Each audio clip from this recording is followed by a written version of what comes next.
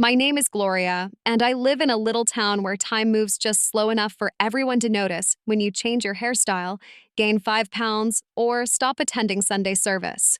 It's the kind of place where the post office clerk has memorized your box number and the pharmacist knows which brand of arthritis cream you prefer. I turned 68 this year, and though the mirror has grown less kind, I still see glimpses of the woman I once was back when life made promises and I was still naive enough to believe them. For years ago, I buried the love of my life, Leo. A sudden heart attack took him one quiet morning while he was watering the geraniums on our front porch. One minute he was humming an old tune from the radio, and the next he was gone. Just like that.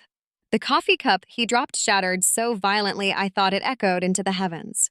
Sometimes I still find its porcelain shards beneath the floorboards, as if grief has embedded itself into the very bones of the house we built. After he died, the silence was unbearable.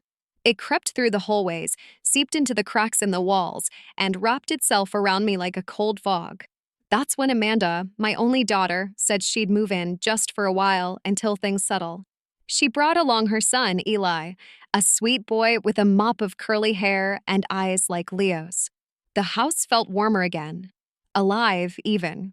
I didn't ask questions. I didn't set rules. I just opened the door and let them in. Because that's what mothers do, we make room.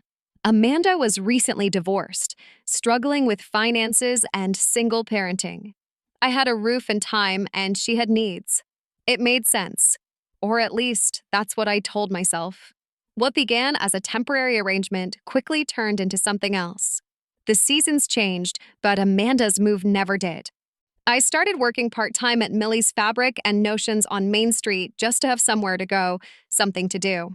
Millie is a talker and an excellent baker, which made the days pass quicker. The shop is filled with colors, textures, and women whose hands, like mine, have known both labor and love. We stitch together more than quilts in the back room. We patch up broken hearts and share secrets our families wouldn't believe. But my truest joy is Eli. He's 8, impossibly inquisitive, and still young enough to think I know everything. We have our little routines: Saturday morning pancakes, library story time, garden treasure hunts. He's the reason I put on lipstick even when no one else cares. The way he curls into me on the couch, asking me why the moon follows us when we drive, it breaks and mends my heart all at once. Amanda, though, has changed. She used to laugh easily. She used to sit beside me and talk late into the night, like we were still tethered by something invisible and sacred. Now, she barely looks up from her phone. Her words are clipped, her tone sharp. My living room became the play area. My kitchen was reorganized without asking. Once, I came home from the shop and my favorite armchair had been dragged to the garage to make space. Still, I stayed quiet. I told myself it was just stress. That maybe she was still grieving Leo in her own way. That maybe I was imagining things. Then came the day she suggested that I transfer the house to her name. "It just makes things easier, Mom," she said, wrapping her arm around my shoulder. "It's all about future planning. Less legal hassle. We'll always take care of you." I hesitated. I voiced concern. But Amanda knew how to disarm me. "You'll still live here, of course. Nothing changes. This is your home," she said, with that same voice she used to beg for more TV time as a child. I trusted her. Last Monday, I signed the documents. My hands trembled as I did, not from age, but from something deeper. A whisper of warning. A mother's intuition I should have listened to. She kissed my cheek, smiled, and said, "Thanks for the house." Then, in a voice that chilled me, she added, "But I don't need you now. Get out." At first, I laughed. I thought she was joking. I waited for the punchline. But there was no joke. She meant it. That night, I sat in the spare room, clutching a photo of Leo. My suitcase stood by the door. Amanda told me to be out by the weekend. I couldn't sleep. Every creak of the floor, every wind against the window reminded me that I no longer belonged in the home I built with my own hands. The walls I painted, the garden I nurtured, the kitchen where I taught Amanda to bake. She'd evicted me not just from the house, but from her heart. But what Amanda didn't know, what she couldn't possibly foresee, was that in just 5 days, she would be sobbing. Because there are lines you don't cross, promises you don't break. And mothers like me who've been silent for too long don't go quietly. After Amanda told me to leave, I didn't cry. Not that first night. Not even when I heard the door click shut behind her as she left for work the next morning, taking Eli to school without so much as a glance in my direction. The sun streamed through the lace curtains I had sewn myself 2 decades ago, and I sat at the kitchen table with my hands wrapped around a coffee cup that no longer warmed me. My body was present in the room, but my soul was hovering just outside, watching everything unravel from a distance. It was surreal, this feeling that your child, the one you cradled, rocked to sleep, bandaged, defended, had found a way to become your captor. I didn't feel like a mother anymore. I felt like an unwanted guest overstaying her welcome in a house that I'd once breathed life into. The photographs on the mantel, the quilt on the back of the sofa, the wind chime Leo bought me on our last trip to the coast, it all looked the same, but everything had changed. Amanda was gone for the day, but I didn't move from that chair for hours. I just stared into the cold mug and let the memories crawl over me. I remembered how, as a toddler, Amanda had always needed me more than Hannah did. She was prone to tantrums, needed coaxing at bedtime, clung to me on the first day of school with trembling hands and tear-streaked cheeks. She grew up believing that love was something she had to hoard, demand, take. Leo used to say, "Mandy feels everything in Technicolor," and I suppose he was right. But it wasn't always this way. I remember the softness too, how Amanda used to sit in the kitchen while I cooked, swinging her legs and asking endless questions. How she'd bring me wildflowers from the field behind our house, roots and all, declaring them glorious, like you, Mama. I remember the nights she cried after her marriage to Rick crumbled. I remember holding her and telling her that she would be okay, that I would help her rebuild. And I did. I always did. I let her and Eli move into the house when they had nowhere else to go. I let her turn the dining room into a makeshift playroom. I took on school pickups, doctor's appointments, laundry, bills. All because I believed that's what mothers do. We carry, we cover, we cushion. But there's a fine line between helping and being used, and I hadn't realized I'd crossed it until Amanda looked me in the eye and told me to get out of my own home. I needed someone to talk to, someone who wouldn't make me feel like I was losing my mind. I needed Hannah. I dialed her number with shaking fingers. She picked up on the first ring. "Mom," she said, her voice instantly alert. It was all I needed to hear. The dam broke. I told her everything. From the moment Amanda suggested transferring the deed, to the way she'd smiled, actually smiled, when she told me to pack my things. There was a long pause on the other end of the line. I could hear Hannah's breath catch, the way she does when she's trying not to let her anger show. "Mom," she said finally, "what she did is unforgivable." I thought I was helping her, I said weakly. "She's had such a hard time, you know that." "She always has a hard time, Mom. And somehow it always ends up costing you." That silenced me. Because it was true. Amanda had always needed more patience, more support, more money. And I'd always given it, even when I didn't have enough for myself. Meanwhile, Hannah, my firstborn, my solid, steadfast Hannah, had learned to do without. Hannah had always been the independent one. The one who walked herself to school when Amanda wouldn't get out of bed. The one who helped me cook dinner when Leo worked late. She put herself through college on scholarships, lived off peanut butter and hope, and built a life with discipline and grit. Now she was a professor, married to a gentle man named David who adored her. They had no children, not yet, but their life was full in other ways. They traveled, volunteered, planted a garden. She never asked for anything from me, never leaned. And maybe that's why I didn't notice how far away she drifted. I'd let Amanda's chaos monopolize my time, my energy, my affection. "Come stay with us," Hannah said softly. "Just for a little while. Let's figure this out together." I wanted to say yes. I wanted to pack my things and leave the betrayal behind. But part of me wasn't ready to leave the house. Not yet. Not when every room still whispered Leo's name.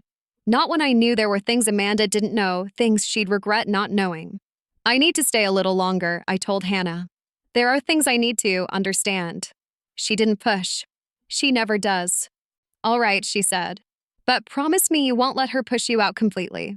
Promise me you'll fight. I will, I whispered. I promise.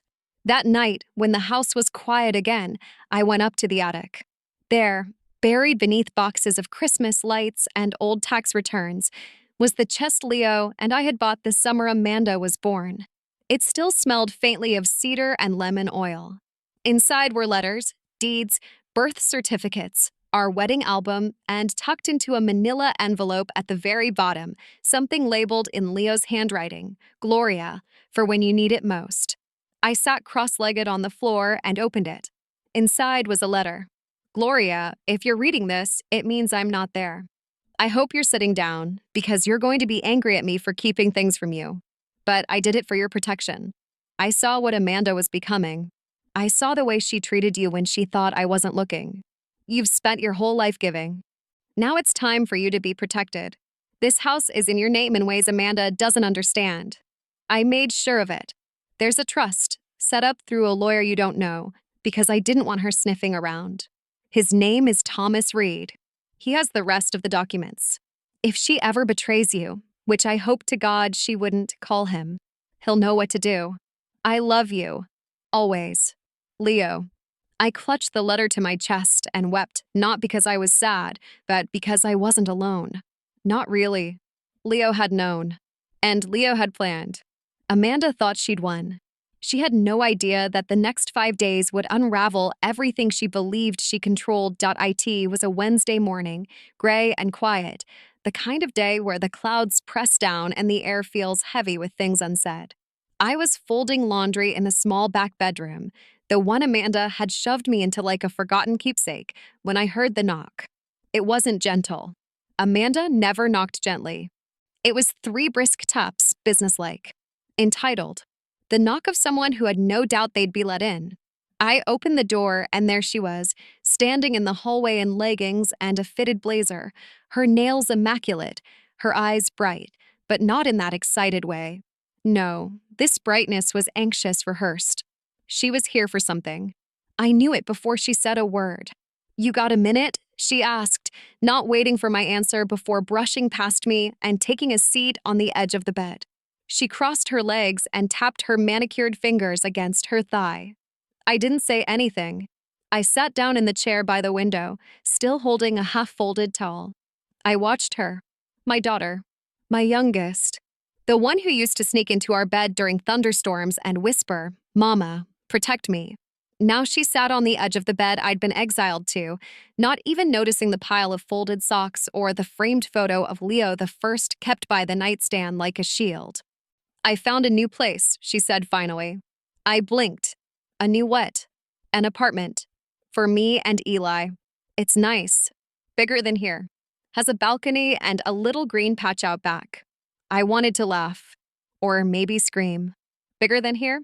This house, my house, wasn't good enough now? After all she'd done to claim it? I thought. I began, but she cut me off. It's better for Eli, she said quickly. He needs his own space. I mean, you know how cramped it's been. And it's time for a fresh start. For all of us. A fresh start. As if that could be bought with a lease and a balcony. As if she hadn't poisoned everything already. I need a little help, though, she added. And there it was. The truth. I stayed silent. It's $3,000 up front, she said. First and last month's rent. Plus the deposit. I've got some saved, but not enough. And I need to lock it in by Friday or they'll give it to someone else. I stared at her. This woman who had taken my house, my trust, my peace. This woman who had smiled as she told me to leave. And now she sat here, asking for help like it was her birthright.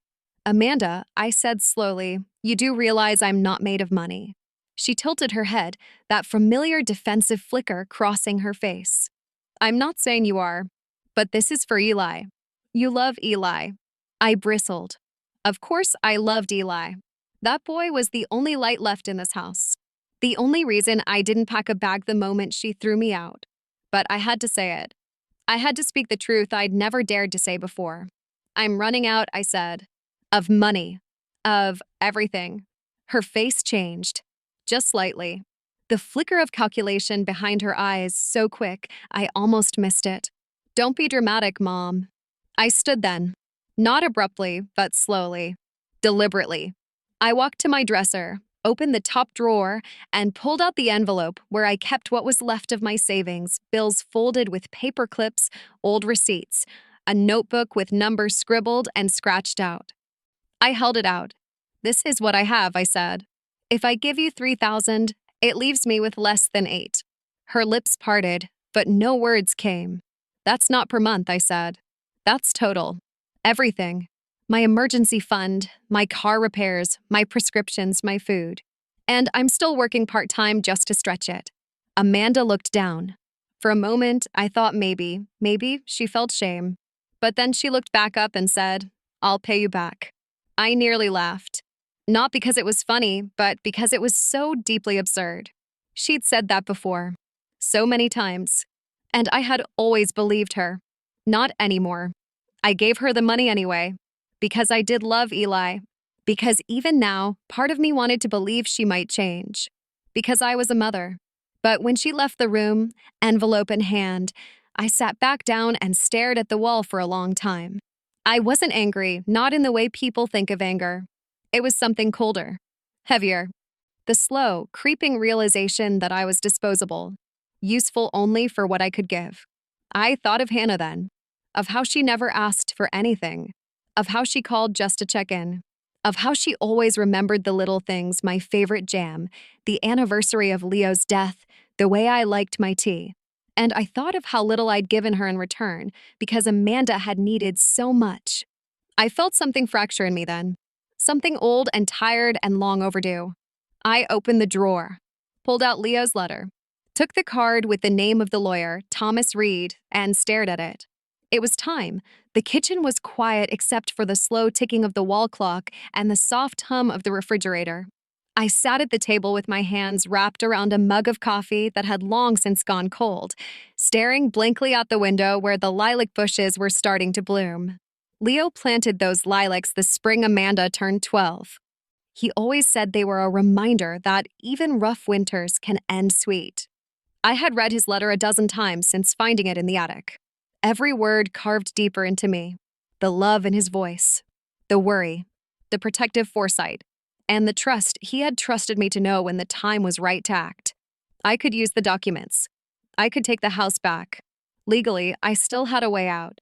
I hadn't told Amanda I knew. I hadn't told anyone. But I held the trump card. I could walk into any courtroom and undo her betrayal with the force of Leo's quiet planning. And yet, I hadn't moved. Not because I was afraid, but because I still wasn't ready to fight her like an enemy. She was still my daughter.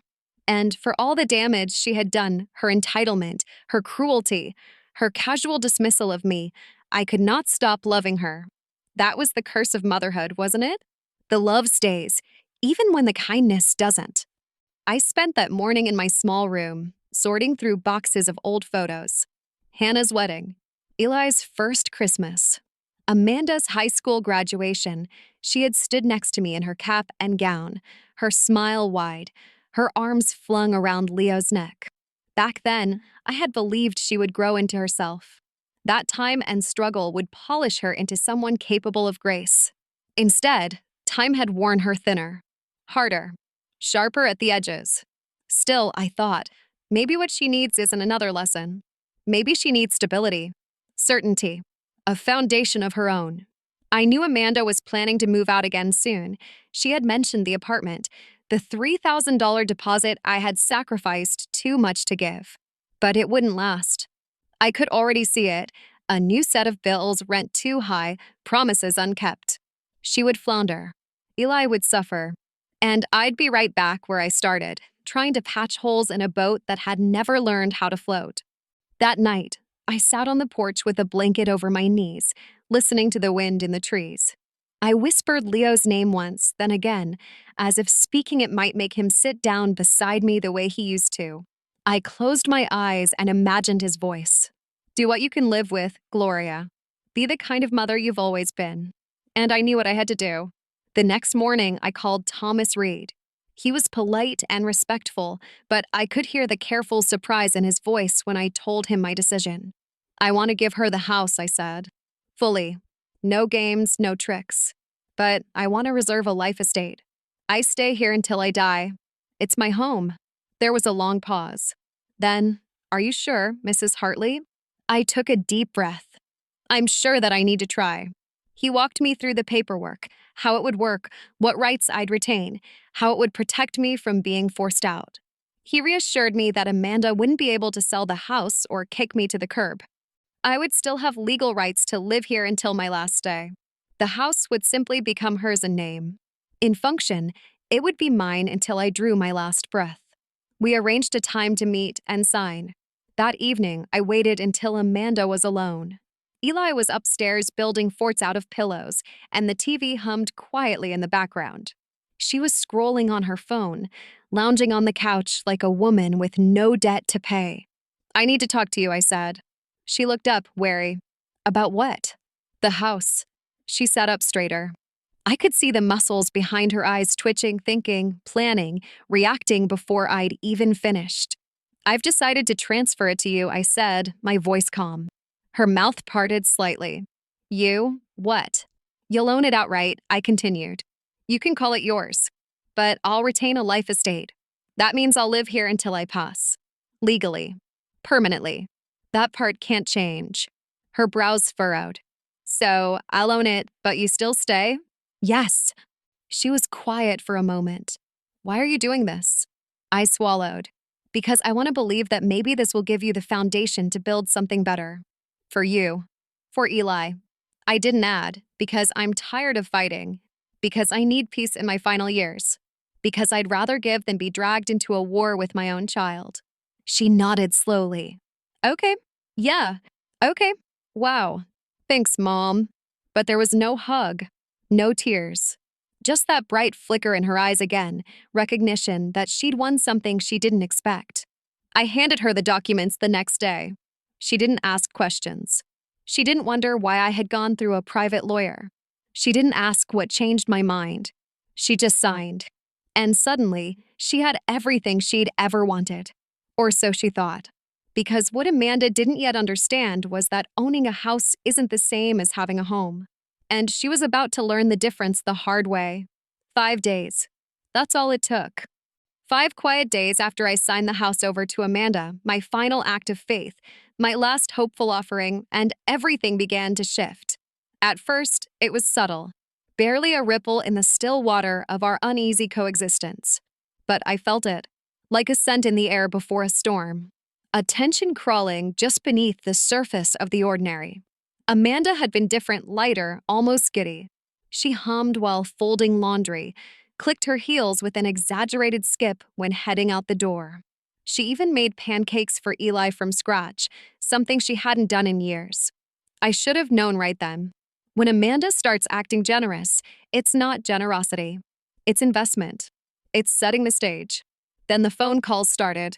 Short, clipped, always taken on the porch or behind a closed door.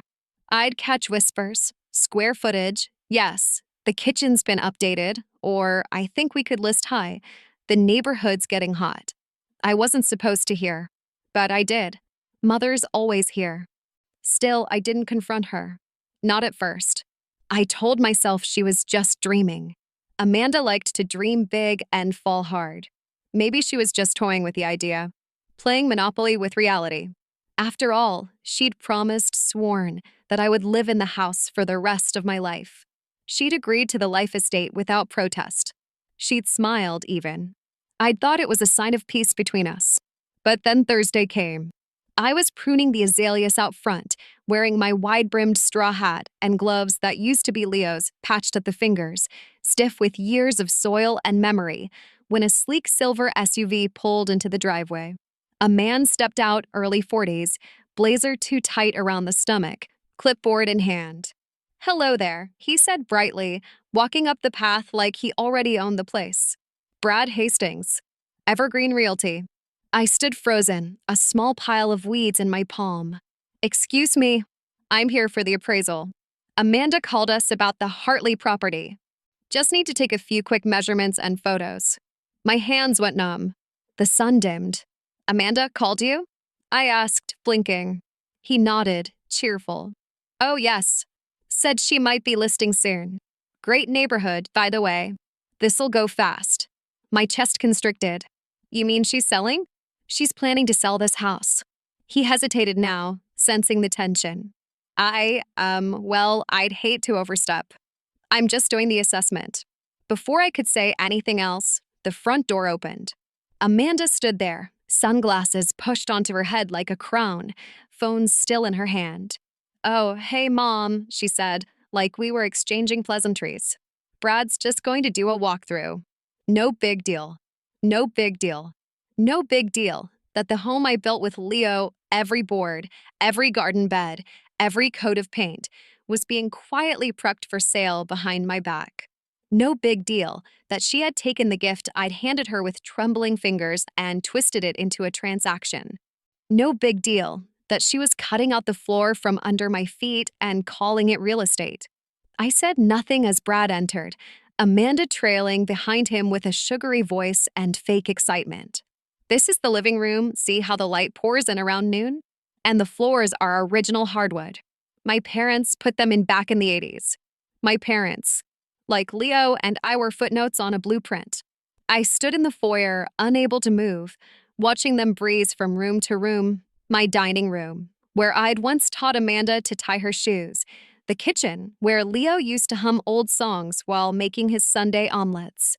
Brad scribbled notes, muttered things like renovation potential and great resale value.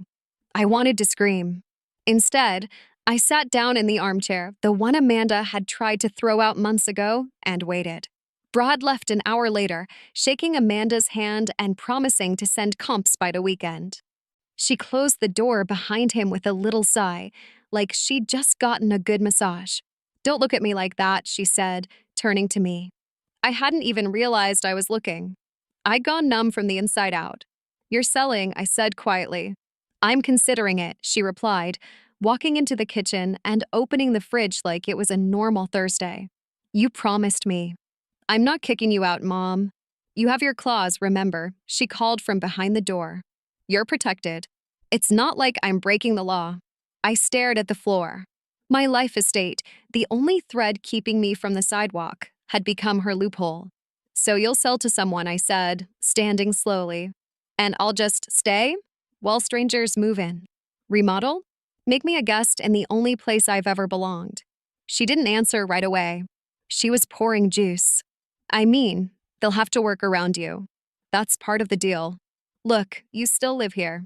Nothing changes. But everything had changed. Amanda didn't understand.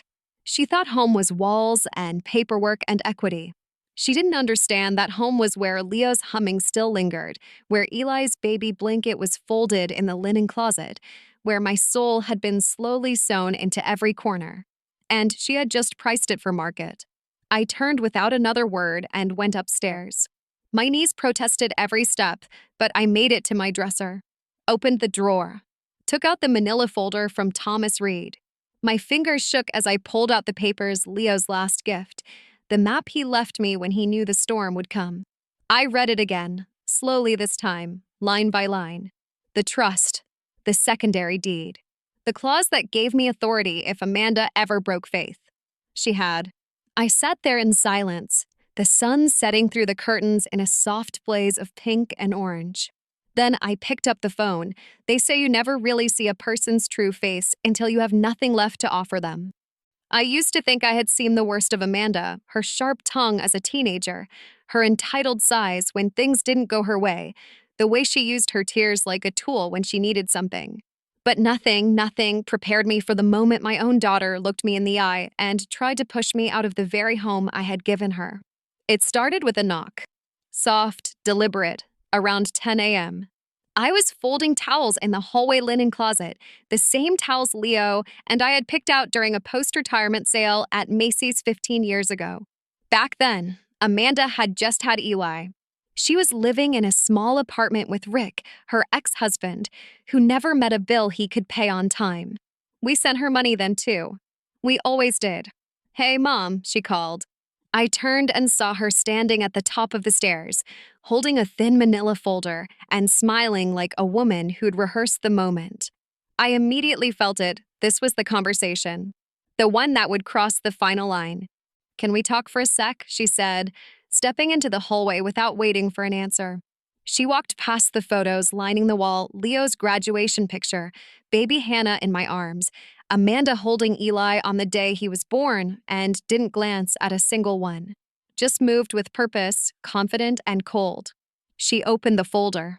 I caught a glimpse of apartment listings, printed directions, notes in her handwriting. So I've been thinking a lot, she began, overly cheerful. About space. About everyone having what they need. I said nothing. She took that as permission to continue. And I found you the perfect place, she said, handing me a brochure like it was a party invitation. It's just a few miles away. It's a retirement community, actually. Really cute, white buildings, lots of trees, big windows, safety rails in the showers. You'd love it. My hands stayed at my sides. I didn't take the paper. Amanda hesitated, then placed it on the windowsill. It has a little cafe inside the building. And a bingo night. I stared at her. She was sending me away. Why? I asked, my voice barely above a whisper. Her face changed then, just slightly. The smile remained, but it faltered at the corners. Mom, you know how hard it's been. Managing the house, keeping everything up. And with the sale going forward, the words hit me like bricks to the chest. The sale? I repeated. She nodded. I've talked to the realtor. The listing's going up next week. There's already some interest. Amanda, I said, my voice shaking, you promised me. You said I could live here until the end.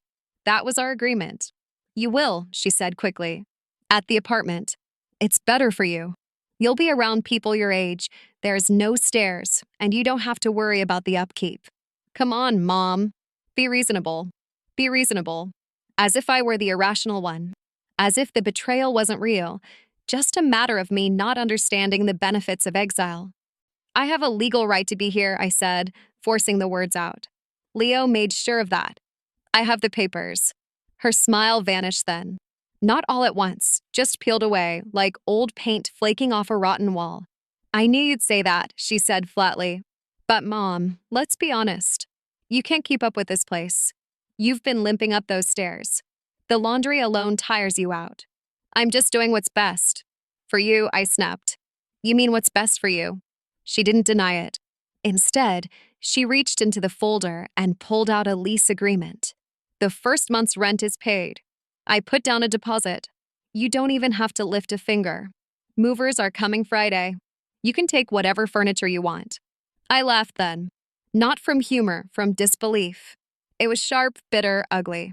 You're unbelievable, I whispered. You walk into my home, the one I gave you, the one I shared with your father for nearly 40 years, and you hand me an apartment flyer like I'm a stray dog you found a kennel for. Stop being dramatic, she snapped. You said you wanted peace. This is peace. I looked around, at the hallway filled with memories, at the floorboards Leo sanded down by hand, at the light fixture Amanda had broken when she was 9 chasing her sister with a balloon.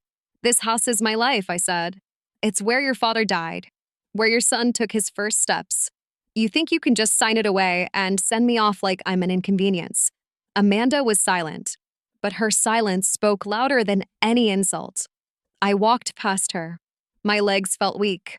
My hands trembled. I made it down the stairs and into the kitchen. I opened the cabinet and stared at the mugs. One said number 1 Mom, a gift from Amanda on Mother's Day 12 years ago. I picked it up and nearly dropped it. It felt hollow, light, like it had never meant anything at all. I went outside to the porch and sat in Leo's chair. The swing creaked gently. The garden swayed in the breeze. And my heart broke in a way it hadn't even when he died. This time, it wasn't death that had taken something from me. It was my daughter. She had chosen to erase me. But she had forgotten one thing. She thought she held all the power. She thought I was defenseless. But Leo had seen this coming. And in the drawer upstairs, tucked into a folder Amanda didn't know existed, was the key to undoing everything. I wiped my tears. I was done being quiet. I didn't pack much. Just enough to make the act of leaving feel intentional. a bag with a nightgown, a framed photo of Leo, a sweater he used to love on me, and a tin of chamomile tea I'd been hoarding for quiet nights. I left behind the antique dresser I refinished with Leo one summer, the embroidered pillowcases I made when Amanda was pregnant, and the green armchair where Eli used to fall asleep on my lap. It all stayed behind, because she stayed behind. Amanda. There are no words for the hollowness that follows a betrayal like that. It doesn't roar, it lingers. It echoes in every corner. And yet, as I stepped out the door for the last time, I didn't cry. I was past crying. I was something colder now, numb, with sorrow so old and deep it couldn't even claw its way to the surface anymore. I drove with both hands clenched around the wheel, even though the roads were empty. The sky had bruised itself into shades of gray and blue. I passed the park where Amanda scraped her knee riding her first bike. The corner store where Leo and I used to buy his favorite licorice. The church where I once sang solo on Christmas Eve. I saw ghosts in every window. And still I drove. Hannah's house sat behind a veil of trees on a quiet street where the neighbors still waved to one another and mailboxes had hand-painted numbers. She and David had bought it 5 years ago. I helped them choose the wallpaper for the downstairs bathroom. I hadn't been back in nearly a year. Amanda always had a crisis. A reason I had to stay. Always something that required my attention, my wallet, my silence. I parked outside their home and stared at the porch light glowing like a tiny sun. For a long time, I couldn't move. My hands wouldn't stop shaking. I had faced widowhood, surgeries, and sleepless nights raising 2 daughters, but nothing had prepared me for knocking on my own child's door, asking for a place to land. I was halfway up the steps when the door opened. "Mom?" Hannah's voice was soft, but filled with something that nearly undid me genuine concern. Her robe was wrapped loosely around her, slippers on her feet, hair pulled back in a messy bun. She looked like a woman ready for bed, not ready to receive her mother in pieces. She didn't wait for me to speak. She didn't ask what had happened. She just opened her arms. And I fell into them. I broke. Right there on the porch. Sobs racked my chest, ugly, heaving cries that didn't sound like they belonged to me. My shoulders shook. I gripped her like a child grips their mother during a storm. "I'm sorry," I gasped. "I didn't know where else to go." "Shush," she whispered, kissing my hair. "You don't have to be sorry. Not to me. Never to me." She brought me inside, her arm firm around my waist. David appeared moments later, eyes wide with concern, a folded blanket already in his hand. He said nothing, just nodded once in quiet understanding and headed for the kitchen to put the kettle on.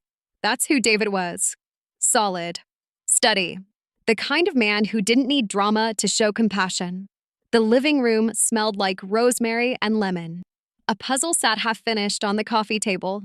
A book lay open on the armrest. It wasn't a palace. It wasn't grand. But it was warm. Safe. Whole. Hannah eased me onto the couch and covered my lap with the blanket. "Do you want to tell me what happened?" she asked gently. I nodded. And then I told her everything. From the moment Amanda asked me to sign over the house to make things easier, to the false promises of lifelong security, to the money I gave her when I couldn't afford it. I told her how Amanda had quietly appraised the house, arranged for movers, handed me a brochure for a retirement apartment like it was a birthday card. How she had looked at me like a chore, an obligation, something to offload. When I got to the part about her demanding I be out by Friday, Hannah gasped. Her hand flew to her mouth. "She didn't," she said, her voice trembling. "She did," I whispered. She stood in the hallway and said it with a smile. Hannah sat back, eyes glistening. "The house, Mom, you, and Dad built it from the ground up. I remember when the porch wasn't finished and we had to use the back door for months. I remember you sewing curtains by hand. I remember birthdays, snowstorms, bonfires in the backyard." Her voice cracked. I never thought she could go that far. David returned with the tea. He handed me a mug with both hands, careful not to let it spill. "Whatever you need, we're here," he said.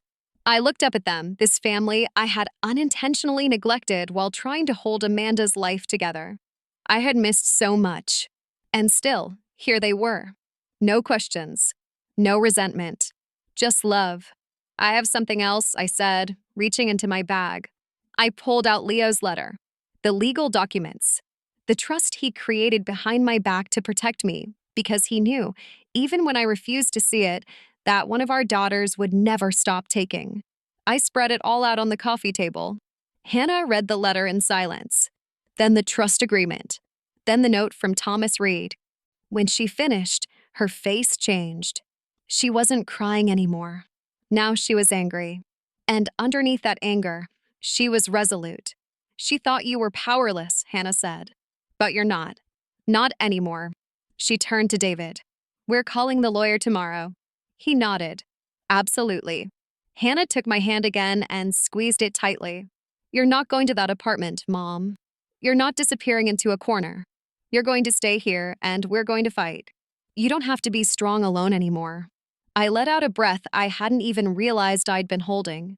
For the first time in weeks, maybe months, I felt something stir inside me. It wasn't anger. It wasn't grief. It was strength. The kind that comes when you remember you are loved. And for the first time since Amanda betrayed me, I dared to believe that maybe, just maybe, I hadn't lost everything after all. I told myself it was just a house. That's what Amanda wanted me to believe. That I was being dramatic, sentimental, that I was clinging to something outdated, that it was nothing more than wood, drywall, and old pipes. And for the sake of my own sanity, I tried to believe her. But as I drove down Maple Drive and that old familiar roofline came into view, something broke in me. You don't spend nearly 40 years in one place without burying pieces of yourself in its walls.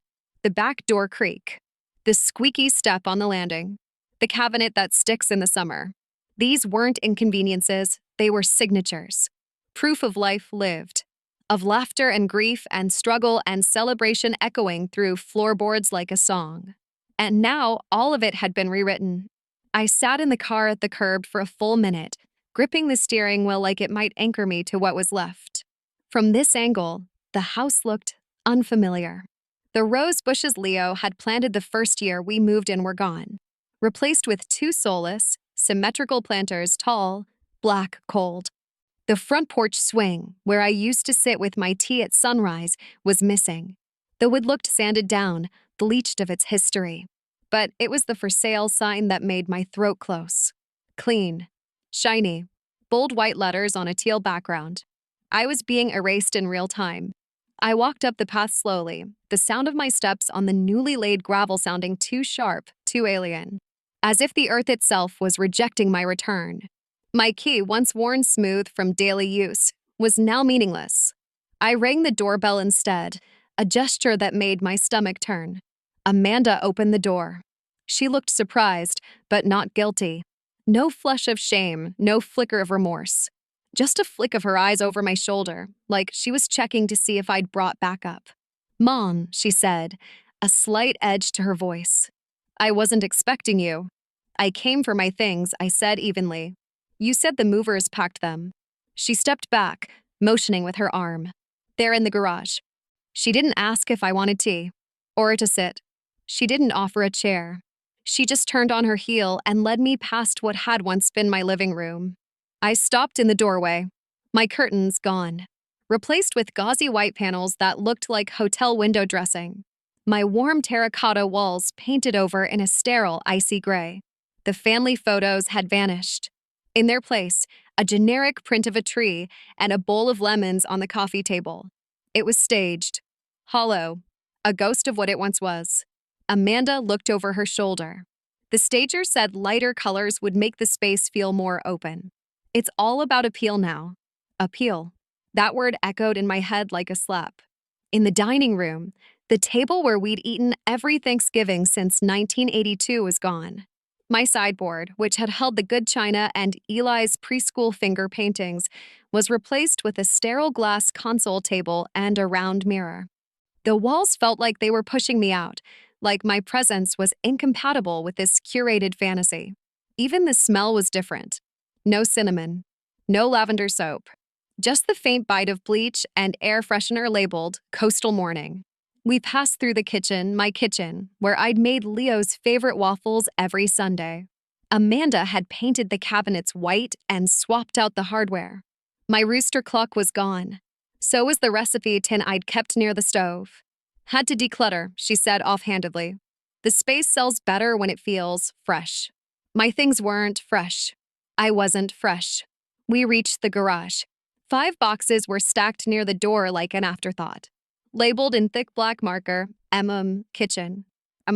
Bedroom. Miscellaneous. They looked too small. Too few. As if an entire life had been compressed into what could fit in the trunk of a stranger's car. I kept the important stuff, Amanda said, arms crossed. The rest was donated. You know, things that were a little too dated. I opened the nearest box. My wedding photo to Leo, the glass cracked, tossed beside an old Afghan. One of Eli's baby blankets, folded neatly but pressed against a dented colander. I found the quilt I made for Leo the winter he was going through chemo, crumpled like it was nothing more than insulation. My fingers grazed the edge of a ceramic bowl, one of the few pieces from my mother's kitchen. She'd handed it to me on the day I got engaged, told me it was for the big things. Amanda had always hated it. Said it was ugly nostalgia. Is this it? I asked. Amanda shrugged. You didn't take much when you left. Figured you didn't want to. I didn't know I was leaving, Amanda. I thought I was being pushed into storage. Oh, come on, she said with a small laugh. Don't be so dramatic. You have your own place now. You'll be more comfortable there. No stairs. It's what's best. What's best? The words hung in the air like poison. I'll arrange for someone to come pick these up, I said, voice tight. I won't be staying. As I turned to leave, Amanda added, just make sure it's soon, okay? We've got an open house scheduled this weekend. I need the garage cleared. I walked out without another word. Outside, as I loaded one of the smaller boxes into my trunk, I heard a voice call out, Gloria. I looked up. Mrs. Fielder from next door stood in her garden, holding pruning shears. Her face crumpled the moment she saw me. Oh, honey, she said, hurrying over. We all heard. We couldn't believe it. Not after all these years. Others gathered, Mr. Kane from across the street, Lily with her toddler on her hip, even old Pete, the retired mailman who once brought cookies at Christmas. One by one, they came to tell me they were sorry, that they didn't understand, that they thought Amanda was just going through something. I nodded, smiled, told them not to worry. But every word of sympathy made the pain sharper, because now the story was out in the open. And I wasn't just a woman whose daughter betrayed her. I was the woman everyone pitted. The woman whose home was stolen right out from under her, and all anyone could do was shake their heads and offer sad glances. I drove away with my box on the passenger seat, the scent of dust and old lavender clinging to the air. They had taken the house, but they hadn't taken me. Not yet. The past week had hollowed me out. Each morning since Amanda forced me out of my home, I woke with a strange disorientation, like my soul was still trying to catch up to the fact that I was no longer where I belonged. I kept waiting for the ache in my chest to dull, for the sting in my pride to fade. But grief is not linear. And betrayal? Betrayal is a wound that refuses to scab. Still, I had found a kind of fragile piece at Hannah's house. Her kitchen smelled like lemon and basil. Her hugs lingered longer than necessary. Even her silences had weight, like she was holding space for me when I didn't have the words. Then the phone rang. I was at the kitchen table, sifting through a manila folder of legal documents Thomas Reed had helped me compile, details of the life estate, our legal grounds to contest the sale, Leo's final letter, when Hannah's phone buzzed on the counter. She picked it up, her expression shifting from casual to sharp in seconds. It's Eli's school, she said, already answering. Yes, this is Hannah. I'm Gloria's daughter. Is something wrong? A pause. Then she covered the receiver and handed it to me. They want to speak with you. Eli asked for you. My heart leapt. This is Gloria Hartley, I said, my voice barely steady. The school secretary's voice was calm but gentle. Mrs. Hartley, your grandson is fine, but he's very upset. He asked if he could speak to you. He doesn't want to go home with his mother today. That was all I needed to hear. My fingers gripped the phone like it was a lifeline. Can I speak to him? A moment later, that small, tremulous voice filled the line. Grandma? His voice broke on the second syllable. I'm right here, sweetheart. Can you come get me? He whispered. I don't want to go home. She's so angry all the time. She moved all my toys. My bed's different. She said I need to stop being a baby and start acting grown up. I bit my lip hard, fighting the sob rising in my throat. She told me if I didn't like it, I could go live with you. I want to live with you, Grandma. That's when the tears came. Not loud, not frantic, just silent, searing drops that slid down my cheeks. You're always welcome with me, I said. I'm coming now. When I arrived, he ran into my arms like he had been holding his breath all day. He buried his face in my coat and clung to me with the desperation of someone who no longer felt safe. That moment, his arms around me, his small chest heaving against mine, was more powerful than any court paper. It was proof. Proof that no matter what Amanda said, I still mattered. I was still needed. We drove in silence for a while. He stared out the window, holding my hand across the console. I don't want to go back, he said again. You won't, I promised. Not until you feel ready. That night, Hannah tucked him into the guest bed upstairs and read him 2 stories. He asked for a third, and I didn't have the heart to say no. He drifted off beside me, his breath soft and even, his hand still wrapped around mine. That was the moment I knew I wasn't just fighting for a house anymore. I was fighting for him, too. For the part of him Amanda had started to dim. The next morning, the second call came. This time, it was Brad Hastings, Amanda's real estate agent. Mrs. Hartley, he said, his voice formal and clipped. I wanted to speak with you directly. There's been a development regarding the Maple Drive property. Yes, I said, cautious. It's come to my attention that the house is not, in fact, fully transferable. Your life estate is binding. Your daughter failed to disclose that information to me or to the brokerage. We're no longer representing her. I exhaled slowly. She lied to you. She did, he admitted. And we don't do business with liars. We've already informed potential buyers. It's not a good look. A not-so-subtle way of saying Amanda's little empire of deception was crumbling. And crumble it did. The same neighbors who had clutched their pearls when I left were now whispering behind her back at the grocery store. The yoga studio removed her class from their online schedule. Her mom circle chat stopped replying to her messages. The same people who once praised her independence were now talking about how heartless she must be to do what she did to her own mother, and worse, her own son. Hannah came into the kitchen later that afternoon with her phone in hand. You need to see this, she said. She showed me Amanda's Facebook post. People don't understand how hard it is to be a single mom. Sometimes you have to make choices other people don't agree with. I did what I had to do. No regrets. The comments were scathing. One woman replied, there's a difference between being strong and being cruel. Another, you put your mother out of her home. That's not strength. That's shame. Dozens of likes. Dozens more comments. Amanda had tried to spin herself into a victim, but the community wasn't buying it anymore. Eli saw none of it. We didn't show him. He spent the evening helping me set up a puzzle, asking me to tell stories about when his mom was a kid. I told him about the time Amanda cut her own bangs the night before school pictures and wore a hat for a week. He laughed until he hiccuped. And I realized something. No matter how Amanda tried to rewrite the past, this boy, this sweet, gentle boy, still saw me as someone to trust, to love, to run to. Amanda had lost the chance to sell the house. But more than that, she was losing her son's faith. And there's no profit in the world worth that price. The decision wasn't mine to make, and I told myself that from the beginning.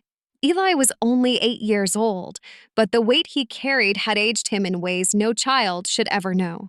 He never said anything cruel about Amanda. Not once. But in the quiet moments, when he hesitated before answering a question, when he double-checked whether he was allowed to speak freely, his heart told the story his mouth couldn't. When his father came to visit the following Saturday, Eli clung to me at first. But he listened. He nodded when we told him he'd be spending a few weeks with his dad while things settled. He didn't cry. That worried me more than anything. I packed his clothes into a backpack and tucked his favorite stuffed fox between the zippers. I kissed his forehead and told him he could call me every night. He nodded again. But just before he got in the car, he turned back, ran into my arms, and whispered, "Don't leave me behind." My heart cracked in two. "I never will," I promised. Not ever. The car pulled away, taillights glowing in the dark. I stood on Hannah's porch and watched until they disappeared. And then came the silence. It was almost midnight when I heard the knock. Soft, hesitant, almost like a question. I opened the door to find Amanda standing there in the shadows. Her eyes were red. Her mascara smudged in streaks down her cheeks. Her hands were bare, trembling slightly, fingers curled into fists at her sides. "Can I come in?" she asked, voice hoarse. I stepped aside. She walked slowly into the kitchen, like the air itself was heavier than she could bear. I offered her a seat, but she shook her head and leaned against the counter. For a long time, she didn't speak. Then, "He's gone." "I know," I said quietly. "I thought I wanted this freedom," she whispered. "I thought if I could sell the house, if I had the money. I don't know. I thought I'd finally be in control. But all I feel is empty." Her voice cracked. "I went into his room after the car left," she said. "And I just stood there. All his stuff is gone. The dinosaur lamp. His books. That dumb fox. It hit me then. I wasn't gaining anything. I was losing everything." She looked up at me, her eyes full of something I hadn't seen in years. "Shame. I was so angry," she said. "At Rick. At myself. At you sometimes.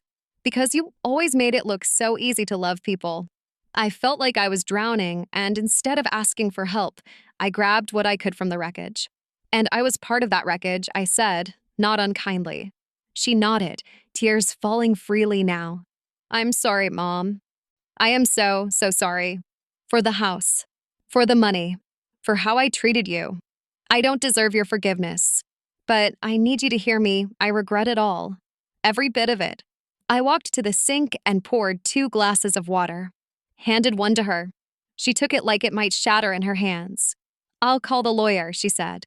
"We'll reverse the deed. You can have the house back." I sat across from her. "I don't want it." Her head snapped up. "What?" "I don't want the house back, Amanda. Not because I don't care, but because it's not about the house anymore. It's about you. And Eli. And whether we still have a chance to be a family." Tears streamed down her face. "I don't deserve you," she whispered again. "No," I said. "But neither did I deserve what you did to me. And we're still here." We sat in silence, 2 women bound by blood and wounds, separated by mistakes, but not beyond repair. "You can live with us," she said suddenly. "When Eli comes back, we'll start fresh. I'll never lock a door against you again. I swear it." I nodded. "All right," I said. "But we don't start fresh. We start real. No lies. No deaths. Just the hard, slow work of becoming something better." Amanda reached across the table and took my hand. Her grip was shaky, but it was real. And that was enough. In the weeks that followed, Eli came home. His room was back to normal. His dinosaur lamp glowed beside his bed. The fox was waiting. Amanda and I sat together each night at the kitchen table, untangling threads we'd ignored for years. Sometimes it was awkward. Sometimes it was painful. But always it was honest. One night, Eli asked if I would read him a bedtime story. Amanda sat on the edge of his bed with me, her hand resting gently on his foot, tears glistening in her eyes as I turned the pages. And for the first time in a long time, the house didn't feel like a battlefield. It felt like a beginning. Not perfect, but real. Because forgiveness isn't a reward. It's a choice you make again and again for the people you love. And sometimes, the door you leave open is the one that brings them home. We moved back into the house on a damp, gray Tuesday, an almost poetic match for the way we felt. Not triumphant. Not defeated. Just uncertain. The house still stood, of course, its walls as solid as ever, but the soul of it, the soul was bruised. The memories had shifted. The air inside didn't carry the scent of safety just yet. It smelled like paint, like new floors, like beginnings you didn't ask for. Amanda and I didn't speak much during those first few days. There was too much that couldn't be said. And yet, in the silence, something was happening, something quiet and heavy and necessary. She gave me back the master bedroom without protest. I insisted we repaint it together, choosing a calming sage green instead of the cheerful yellow Leo and I once picked. Amanda asked if that hurt me, painting over it. I told her yes, but that sometimes pain was part of renewal. Eli returned to the house with hesitation. He clung to my side at first, like he wasn't sure how permanent anything was anymore. His room, too, had been redone. Amanda had turned it into a guest room during her staging phase, but we brought it back together. Slowly. He helped me put the dinosaur sheets back on the bed, carefully arranged his books in order of how fun they are, and even asked if we could hang his old drawings on the wall again. I said yes, and that night he fell asleep with my old crocheted blanket wrapped around him and a smile on his face.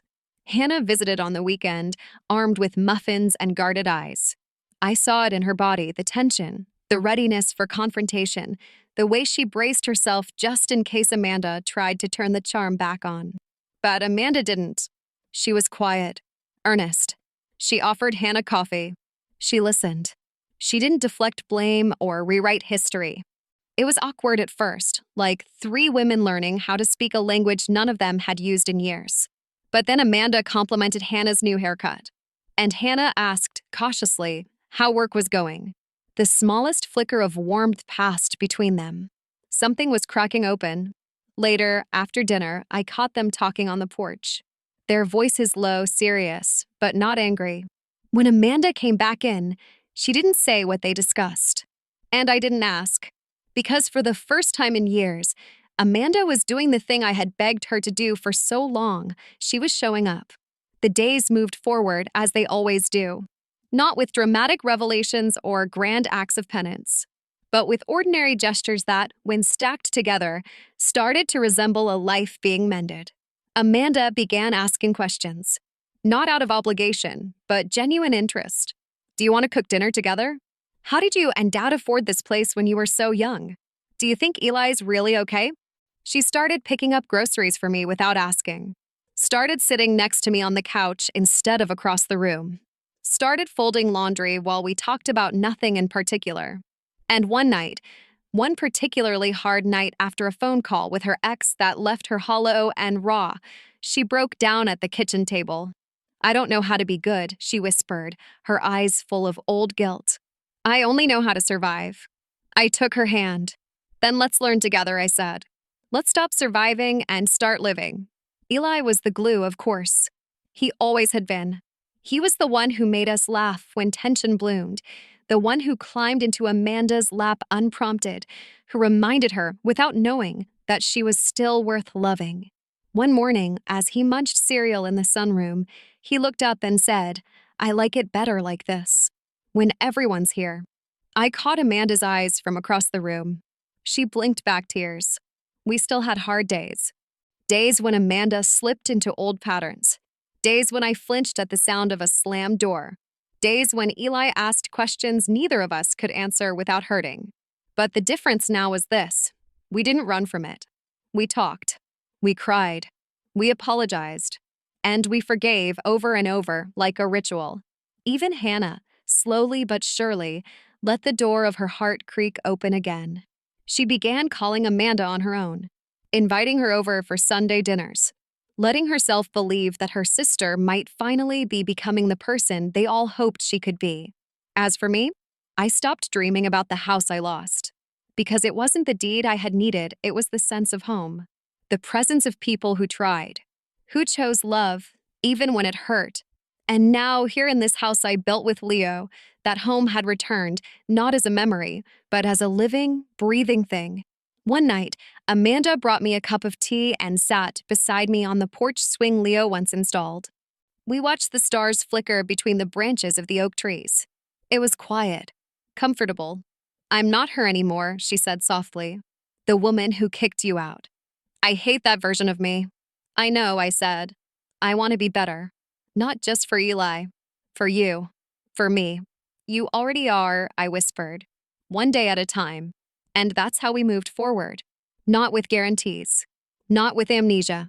But with something better. Grace.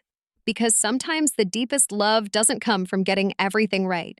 It comes from getting it wrong, facing it, and still choosing to stay. We had been shattered, but now, slowly, we were putting the pieces back together. Not perfectly, but with love. Always with love.